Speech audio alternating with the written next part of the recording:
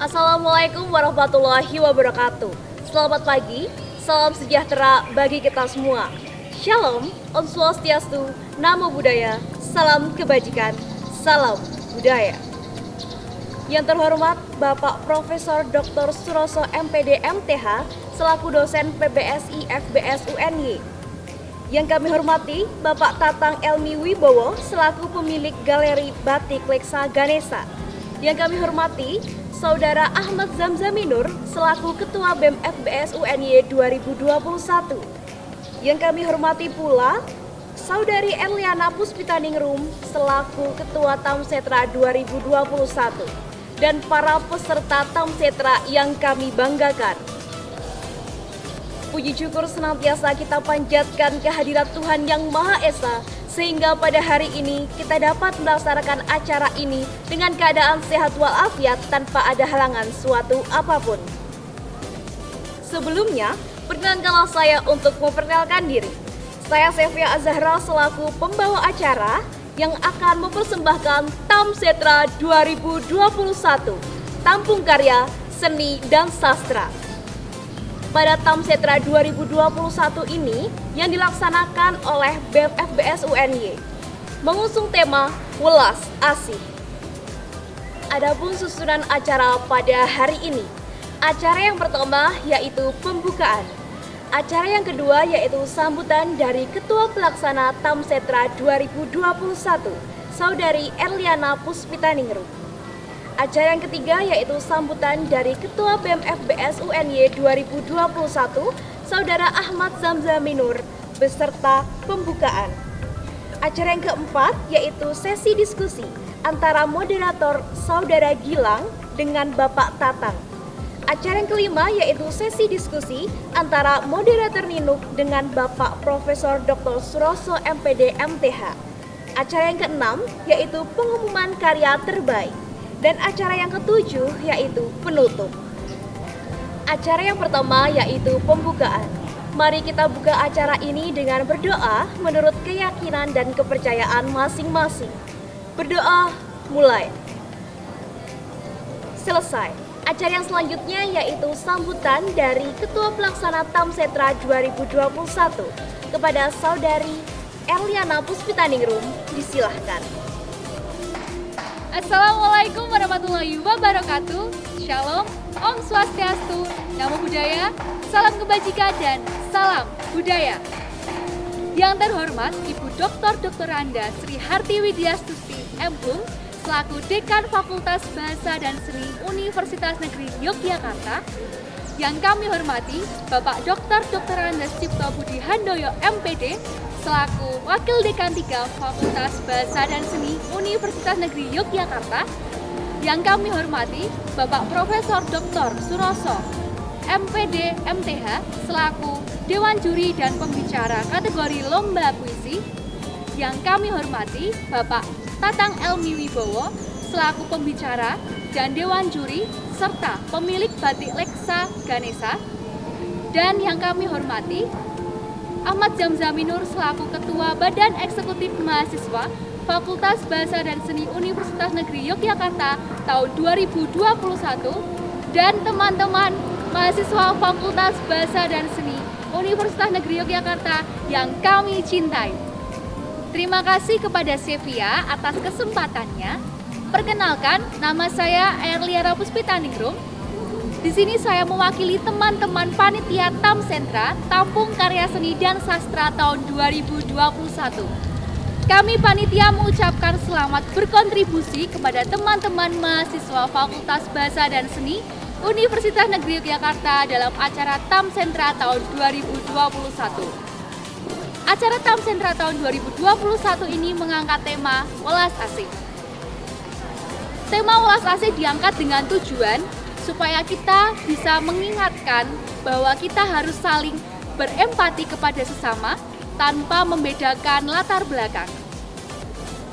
Acara ini diselenggarakan dengan tujuan juga supaya teman-teman mahasiswa dapat lebih mengembangkan minat, bakat, serta kreativitasnya di bidang seni dan sastra. Semoga dengan adanya acara ini kami dapat memfasilitasi teman-teman mahasiswa Fakultas Bahasa dan Seni untuk dapat lebih meningkatkan bakat dan minatnya.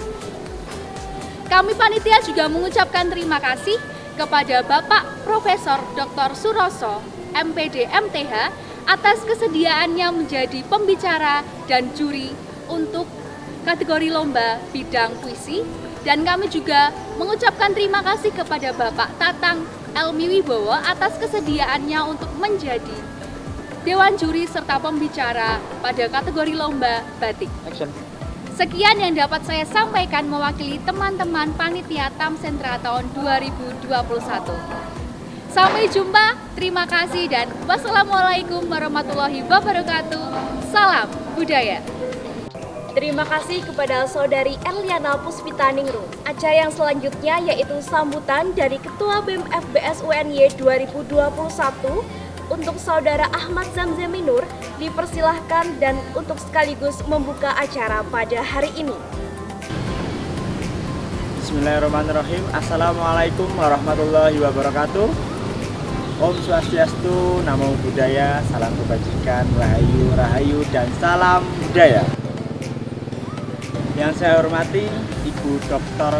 Andasri Hardi Widyastudi M.Hum selaku Dekan Fakultas Bahasa dan Seni UNY. Yang saya hormati Bapak Dr. Andes Cipto Budihandoyo MPD selaku Wakil Dekan 3 Fakultas Bahasa dan Seni UNY.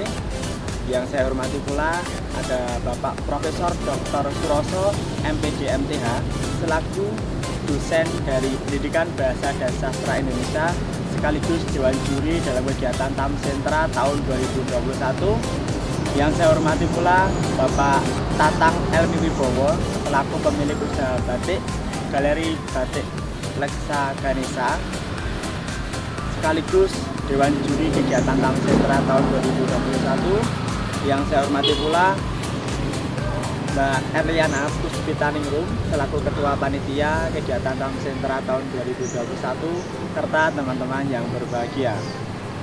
Terima kasih kepada teman-teman semuanya yang sudah berkenan mengikuti kegiatan TAM Sentra atau Tampung Karya Seni dan Sastra tahun 2021, mengirimkan karya-karyanya dalam perlombaan sehingga nantinya dalam pengumuman semoga karya teman-teman menjadi salah satu nominasi yang dipilih oleh Dewan Juri menjadi juara di kegiatan TAM Sentra tahun 2021. Dan juga nantinya akan ada diskusi bersama Dewan Juri kita, diskusi mengenai puisi bersama Profesor Dr. Suroso MPD MTH karena beliau juga merupakan dosen dari Pendidikan Bahasa dan Sastra Indonesia, akan berdiskusi sedikit mengenai puisi. Dan juga nantinya akan ada diskusi bersama Bapak Tatang Elmi Wibowo karena beliau juga pemilik usaha batik. Tentunya teman-teman juga sudah mengetahui adanya Galeri Batik Leksa Ganesha, akan berdiskusi mengenai batik, bagaimana sih batik dan juga apa itu batik dan karya batik itu harus bagaimana apalagi di zaman yang sekarang.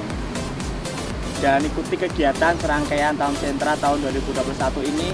Semoga kegiatan TAM Sentra kali ini dapat menjadikan kegiatan untuk mengembangkan minat dan bakat teman-teman semuanya, baik dari panitia dan juga peserta semuanya. Mungkin itu saja yang dapat saya sampaikan. Kurang lebihnya mohon maaf. Bila taufiq wal hidayah, waridho walinayah. Wassalamualaikum warahmatullahi wabarakatuh dan salam budaya. Terima kasih kepada Saudara Ahmad Zamzaminur yang telah memberikan sambutan dan juga membuka acara kita secara resmi.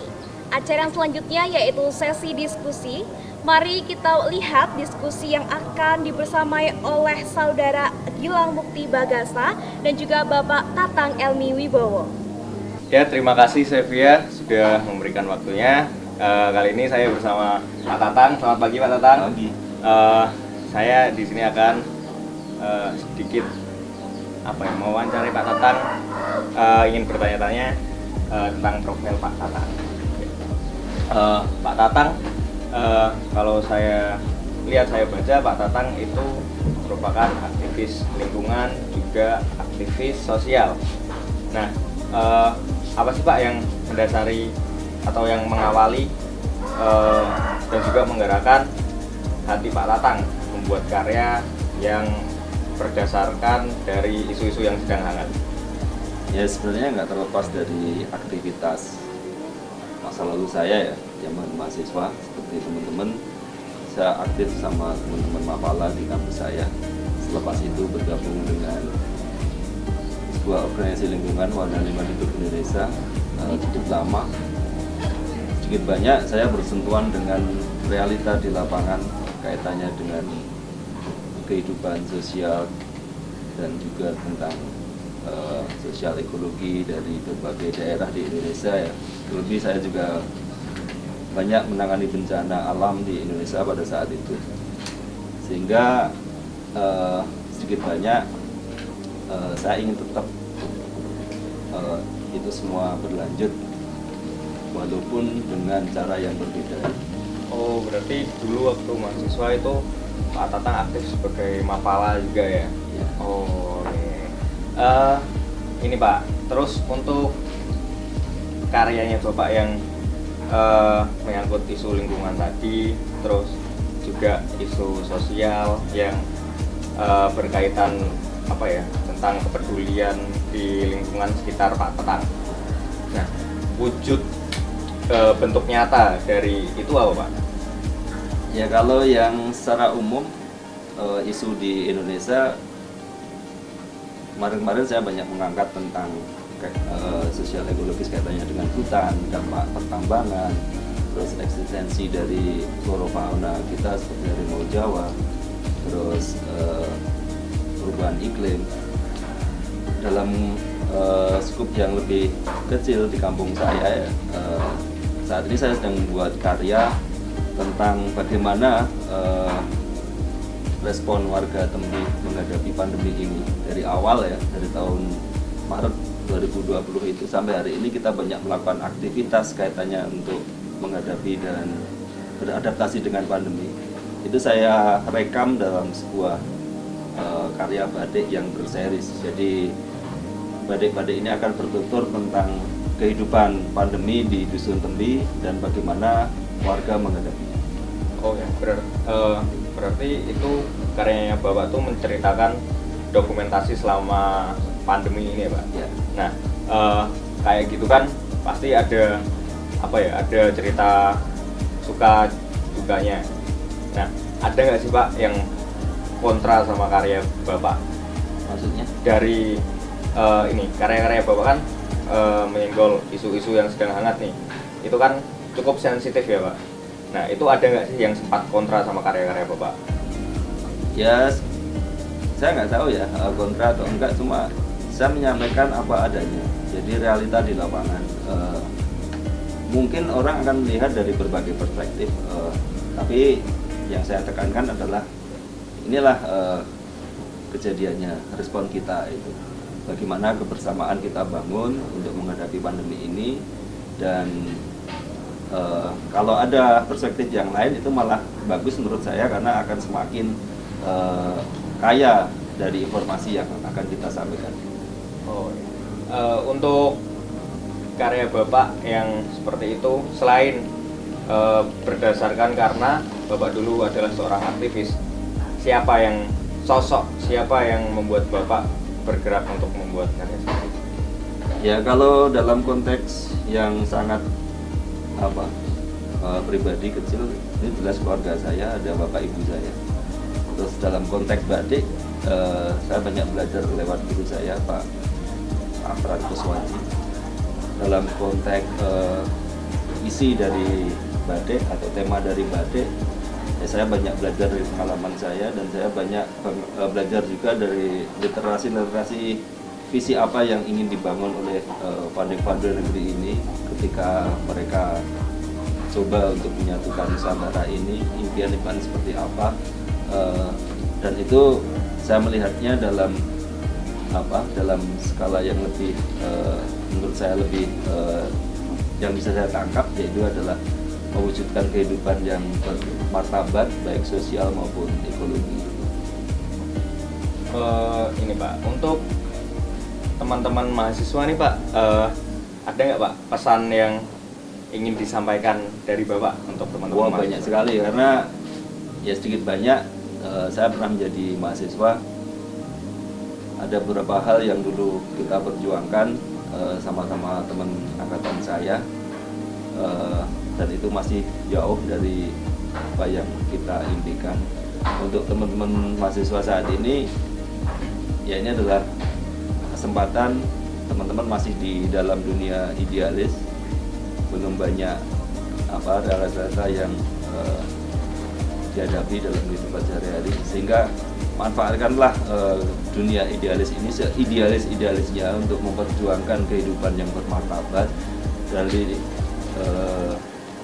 dalam konteks membuat karya. Misalkan itu jadikanlah karya nggak hanya sebuah karya, tapi bagaimana karya itu bisa menjadi media untuk membangun gerakan yang lebih bermartabat.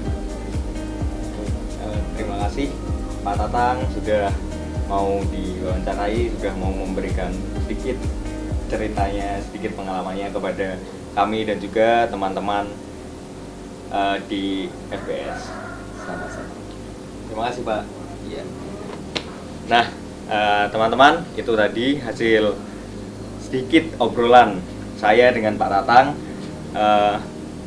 Gimana cerita Pak Tatang membuat karya, terus apa yang mendasari Pak Tatang membuat karya seperti yang ada di sini. Terus kalian bisa lihat karya-karya Pak Tatang di galeri Lexa Ganesha ya Pak? Ya, di Nah, sosmed juga. di sosmed juga ada. Instagramnya apa Pak? Badik Lexa Ganesha. Nah, bisa cek di Instagramnya Lexa Ganesha. Mungkin itu saja dari kami. Terima kasih banyak Pak.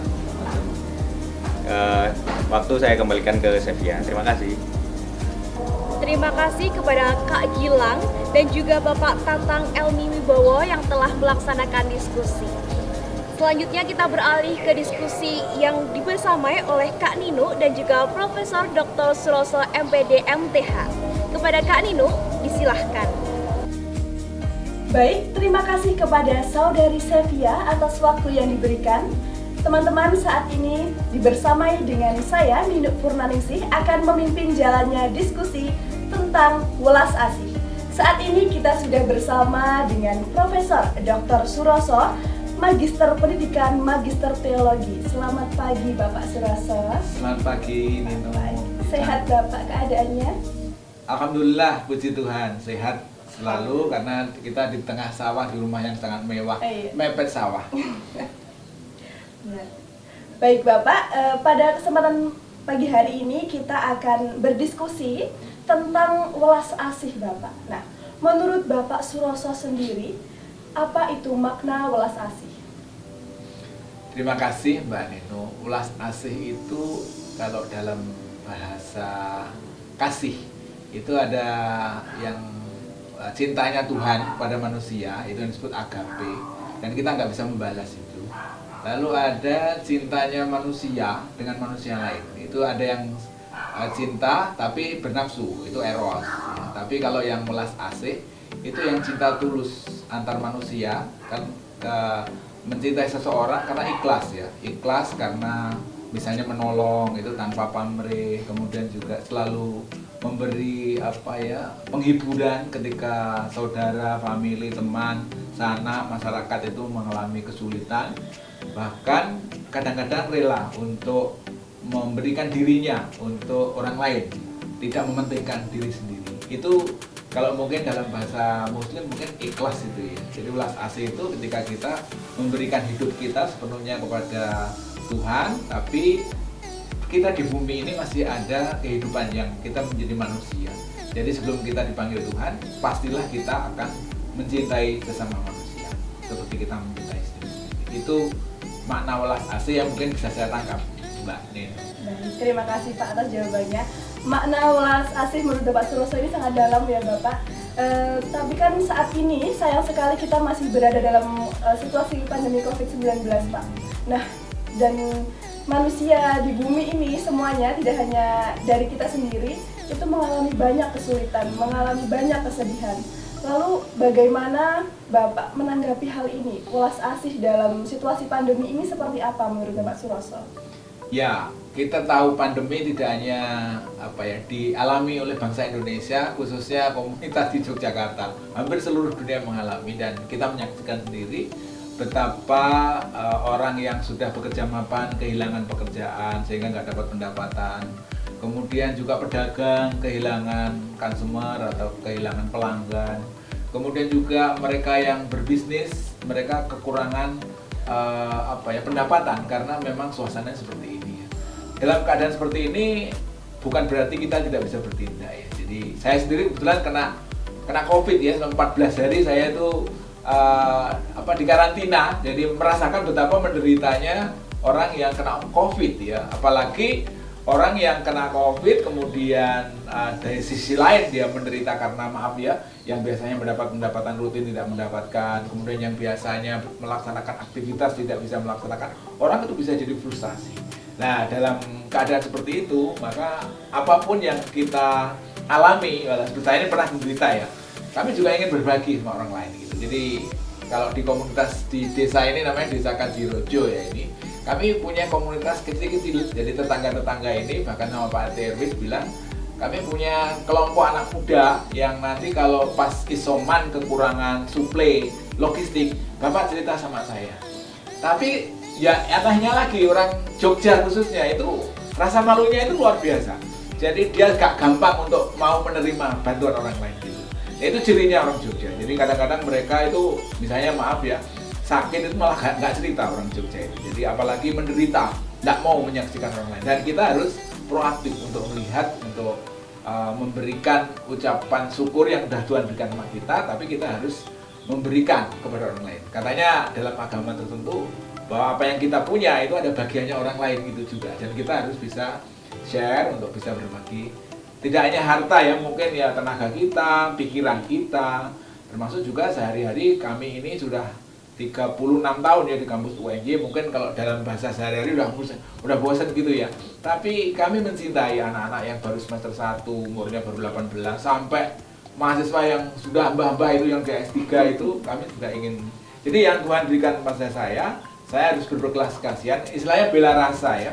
Merasakan penderitaan orang yang kena COVID, merasakan penderitaan orang. Coba lihat Mbak, Jalan Solo itu semuanya hotel tutup semua. Berapa ribu karyawan mereka yang tidak dapat pekerjaan.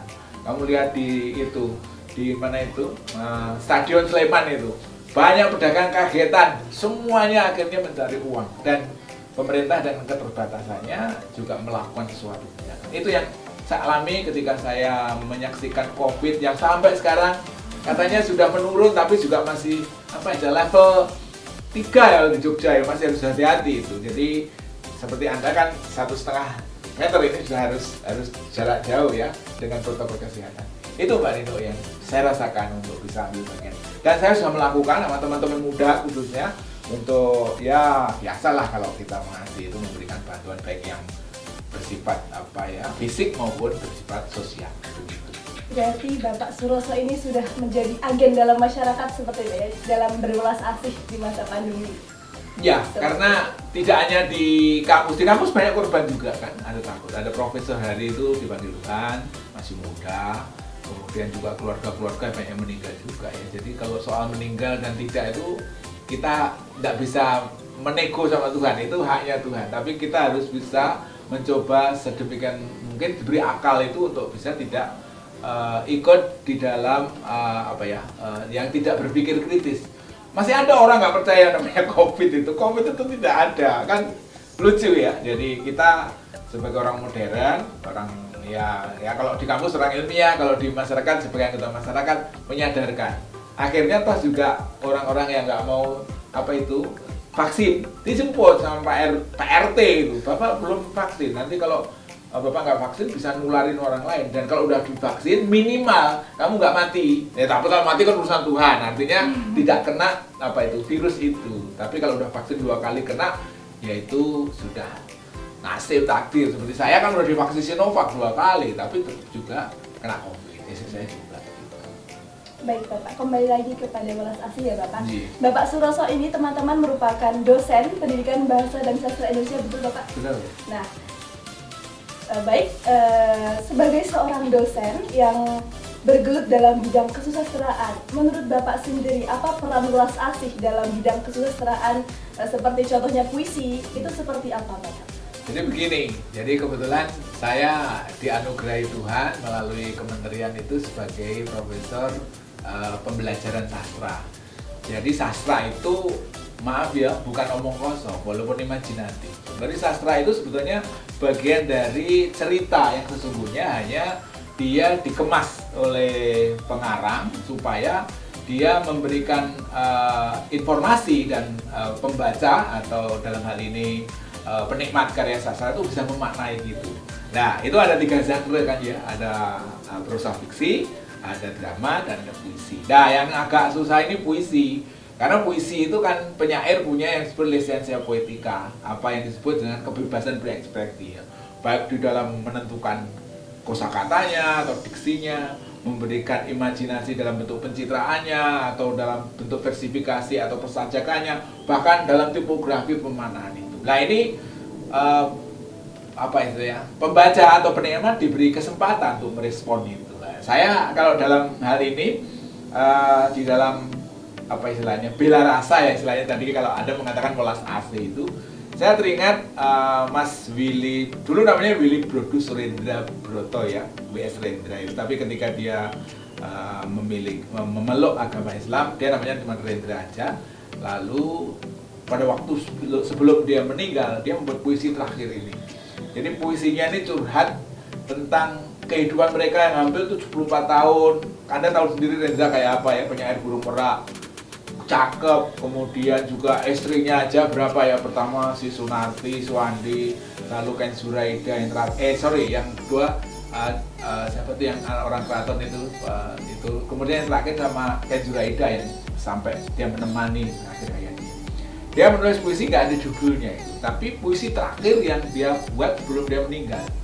Ini gambaran dia, saya berikan salah satu bagian depannya saja, dan yang pesan humanitasnya itu aja. Ini puisi terakhir Rendra yang beliau buat sebelum dia wafat. Hidup ini seperti uap yang sebentar saja kelihatan lalu lenyap. Ketika orang memuji milikku, aku berkata bahwa itu hanya titipannya. Bahwa mobilku adalah titipannya, bahwa rumahku adalah titipannya, bahwa hartaku adalah titipannya, bahwa putra-putriku adalah titipannya. Tapi mengapa aku tidak pernah bertanya, mengapa dia menitipkan kepadaku, dan untuk apa dia menitipkan semuanya itu kepadaku? Dan kalau aku bukan milikku, apa yang seharusnya aku lakukan untuk miliknya ini? Mengapa hatiku justru terasa berat ketika titipan itu diminta kembali olehnya? Malahan ketika diminta kembali, ku sebut itu musibah, ku sebut itu ujian, ku sebut itu petaka, ku sebut itu apa saja untuk melukiskan bahwa semua itu adalah derita. Ketika aku berdoa, aku minta titipan yang cocok dengan kebutuhan duniawi. Aku ingin lebih banyak harta, aku lebih ingin banyak mobil, aku ingin lebih banyak rumah, aku ingin lebih banyak popularitas, dan kutolak sakit, kutolak kemiskinan. Semua seolah derita adalah hukuman bagiku. Seolah keadilan dan kasihnya harus berjalan seperti penyelesaian matematika dan sesuai dengan kehendakku. Aku rajin beribadah, maka selainnya lah aku derita itu menjauh dariku. Dan nikmat dunia seharusnya kerap menghampiriku. Betapa curangnya aku. Ku perlakukan dia seolah-olah dia mitra dagangku dan bukan sebagai kekasihku. Ku minta dia membalas perlakuan baikku dan menolak keputusannya yang tidak sesuai dengan keinginanku. Duh Allah, pada setiap hari ku ucapkan, hidup dan matiku hanyalah untukmu ya Allah. Ampuni aku ya Allah. Mulai hari ini, ajari aku menjadi pribadi yang selalu bersyukur. dan setiap keadaan yang menjadi bijaksana mau menuruti kehendak-Mu ya Allah. Sebab aku yakin Engkau akan memberikan anugerah dalam kehidupan. Kehendak-Mu adalah yang terbaik bagiku. Ketika aku ingin hidup kaya, aku lupa bahwa hidup itu sendiri adalah sebuah kekayaan. Dan ini masih ada beberapa kuplet yang ini inti betul-betul humanisme, atau apa istilahnya, curhat bahwa aku ini gak ada artinya apa-apa di mata Tuhan. Dan aku harus mengasihi sesama yang aku ijinkan. Ketika aku berat untuk memberi, aku lupa bahwa semua yang aku miliki juga adalah pemberiannya. Ketika aku ingin jadi terkuat, aku lupa bahwa dalam kelemahan Tuhan memberikan aku kekuatan. Ketika aku rugi, takut rugi, aku lupa bahwa hidupku sebuah keuntungan karena anugerahnya. Ternyata hidup ini sangat indah ketika kita selalu bersyukur kepadanya. Bukan karena hari ini indah kita bahagia, tetapi karena kita bahagia, maka hari ini menjadi indah. Bukan karena tak ada rintangan kita menjadi optimis, tetapi karena kita optimis, rintangan akan menjadi tak terasa. Bukan karena mudah kita yakin bisa, tetapi karena kita yakin bisa, semuanya menjadi mudah. Bukan karena semua baik kita tersenyum, tetapi karena kita tersenyum maka semua menjadi baik. Tak ada hari yang menyulitkan kita kecuali kita sendiri yang membuat sulit. Bila kita tidak dapat menjadi besar, cukuplah menjadi jalan setapak yang dapat dilalui orang. Yang terakhir ini pesannya. Bila kita tidak dapat menjadi matahari, cukuplah menjadi lentera yang dapat menerangi sekitar kita. Bila kita tidak dapat berbuat sesuatu untuk seseorang, maka berdoalah untuk kebaikan. Dan Mas Billy ini punya makam. Yang makamnya pertama itu yang dimakamkan siapa? Itu loh, pemusik yang jalanan Mbah Surip itu. Mbah Surip itu pertama kali yang Mas Billy makamkan buat. Setelah Mbak Surip terus dia. Ini yang saya terharu. Jadi menurut saya, kalau ada orang pindah agama nggak usah ribut. Itu soal pribadi, soal keyakinan. Sejak kecil, 9 tahun dia di keluarga Katolik, diberi nama baptis. Kemudian dari keluarga yang terdidik, akhirnya guru kan. 19 tahun menjadi penyair yang luar biasa ya, muncul balada orang tercinta itu. Sampai 4 kumpulan saja, sampai potret pembangunan dalam puisi, sampai dia dramawan terkenal sekali. Kemudian dia budayawan juga, dan akhirnya juga dia membela. Jadi kalau ada baca puisinya Mas Rendra tahun 78 pun ada potret pembangunan dalam puisi itu, misalnya Sajak Sebatang Lisong yang dibacakan di ITB, itu membela orang-orang kecil yang nggak sekolah, yang nggak makan, dan itu terjadi dalam kehidupan kita. Jadi napasnya penyair itu hidup seperti Khairul Anwar bilang apa? Aku ingin hidup 1000 tahun lagi. Walaupun nyatanya dia 27 udah meninggal karena sipilis kan. Coba, siapa yang mau menyalahkan kalau dia main perempuan? Karena sekarang kan HIV AIDS ya.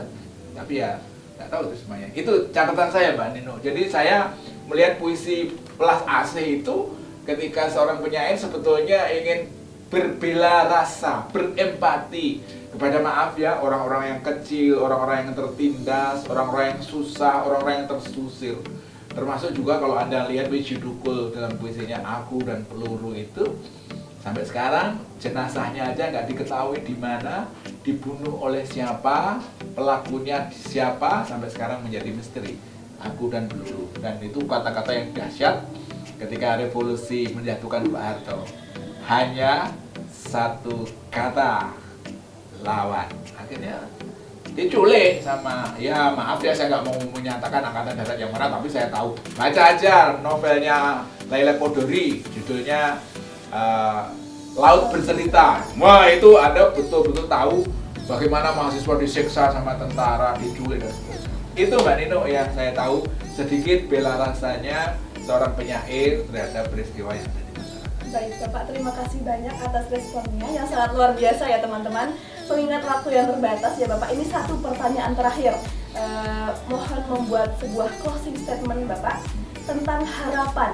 Bagaimana cara Bapak untuk menjaga budaya welas asih dalam bermasyarakat, khususnya dalam kehidupan kampus atau untuk mahasiswa seperti itu Bapak? Jadi pesan saya, kalau bisa jangan suka menerima, tapi sukalah memberi. Jadi jangan menadahkan tangan, tapi mengelurkan tangan. Itu dilatih sejak kecil. Jadi kalau kamu memberi, itu tanpa melihat siapapun yang Anda beri.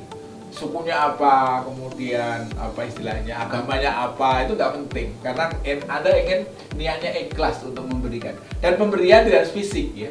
Coba kalau teman Anda misalnya shock, misalnya ditinggal pacarnya gitu, terus nggak mau makan seminggu gitu. Ditinggal pacarnya nggak mau makan seminggu itu. Kan ada juga orang yang punya psikologi seperti itu, nggak bisa hidup sendiri. Tapi ada juga yang kalau ditinggal pacarnya langsung cari, besok udah dapet, itu ada juga begitu. Jadi welas asih itu tidak diturunkan Mbak, tapi itu pengalaman personal. Tapi biasanya kalau welas asih itu juga genetik dari keluarga, itu juga mempengaruhi juga. Kalau orang tuanya suka memberi, ya anaknya otomatis suka memberi gitu. Ya, maka berbahagialah orang yang memberi, tidak harus kaya loh. Jadi kalau kaya dulu baru memberi itu biasa. Coba kalau misalnya Mbak Nino punya baju 20, lalu ada yang satu kamu berikan sama orang lain yang kamu nggak suka, kamu nggak beri itu. Tapi ketika kamu punya baju cuma 3 yang kamu sayang, kemudian ada temenmu, bajumu bagus lah. Ketika dia mengatakan, kamu mau Pon, terus diambil yang paling bagus, itu yang namanya pemberian. Jadi pemberian harus paling yang baik. Jadi kalau bisa istilahnya mengasihi tanpa melihat suku, agama, dan ras. Jadi cintailah manusia seperti mencintai kamu diri sendiri gitu.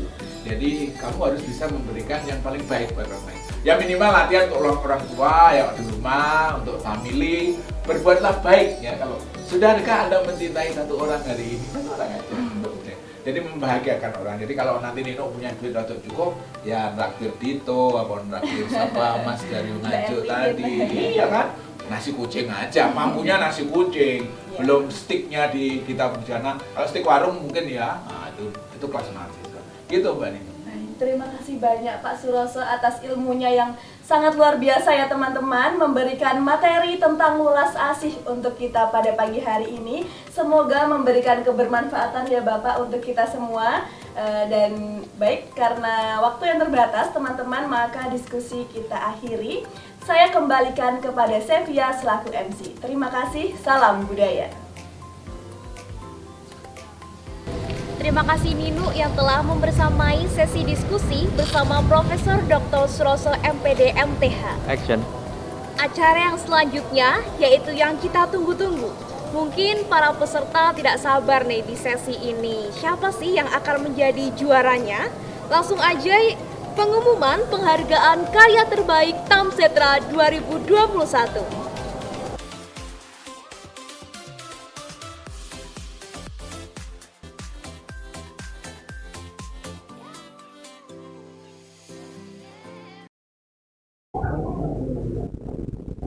Kisah Asah Asih oleh Yazid Kamal.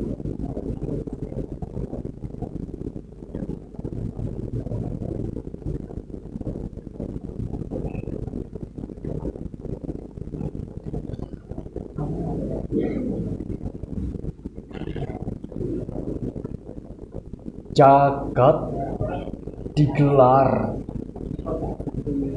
kisah didengar.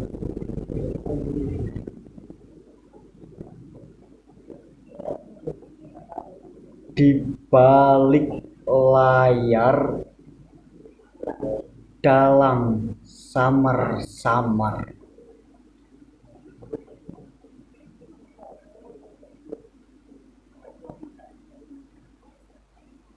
Ia ceritakan negeri elok penuh pesona, negeri melimpah akan rempah-rempah, negeri subur makmur budaya, negeri kaya Alam sering berderma.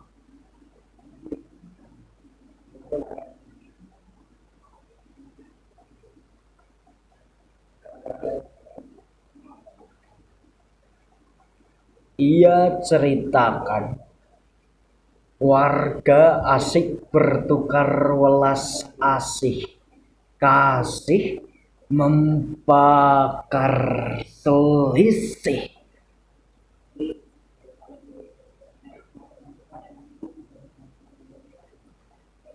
Saling asah tanpa lahirkan amarah, saling asih tanpa tumbuhkan pamrih.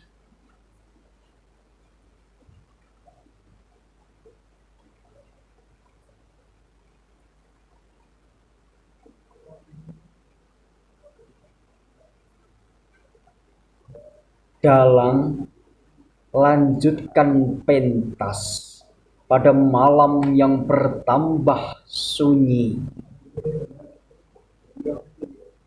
Dalam buayan Ibu Pertiwi ditanamkannya Bhinneka Tunggal Ika, dijunjungnya nilai-nilai Pancasila. Sang dalang pun semakin kuat meyakinkan para penikmatnya. Sekat bukannya tak kuat, beda bukannya tak indah, beragam bukannya tak seragam.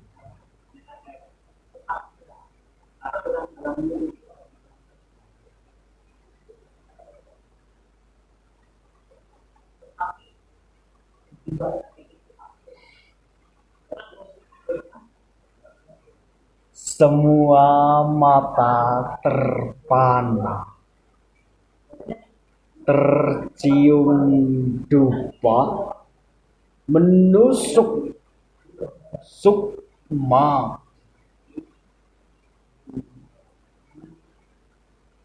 Lewat asap tipis tak kentara, tersisip doa pada Sang Kuasa.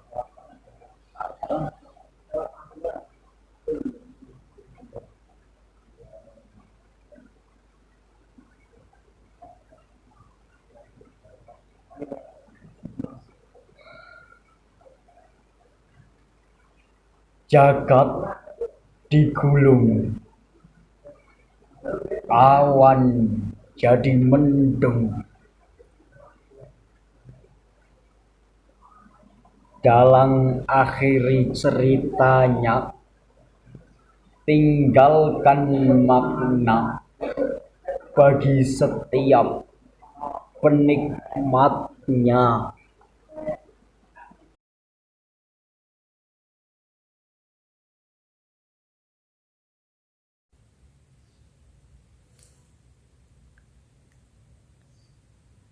Waktu itu, awan cemberut di samping jendela,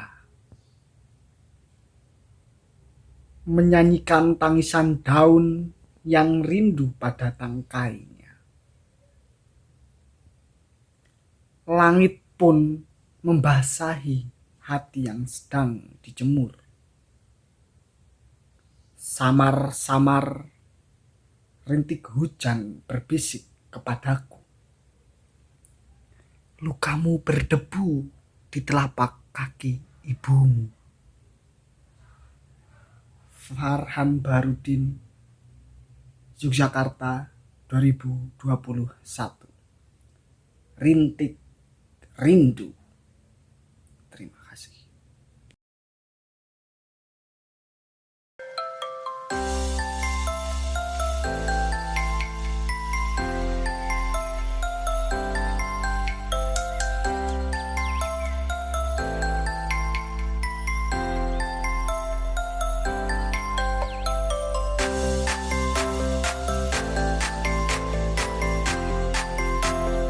Sekali lagi selamat kepada para pemenang Tamsetra 2021. Serangkaian acara telah kita lalui. selanjutnya adalah penutupan. Terima kasih kepada segenap panitia dan juga segenap peserta yang telah berpartisipasi aktif dalam Tamsetra 2021. Saya Sevia Azhara sebagai pemandu acara pada hari ini pamit undur diri. Maaf jika ada kekurangan kata dan juga perbuatan. Sampai jumpa. Terima kasih. Wassalamualaikum warahmatullahi wabarakatuh. Salam budaya.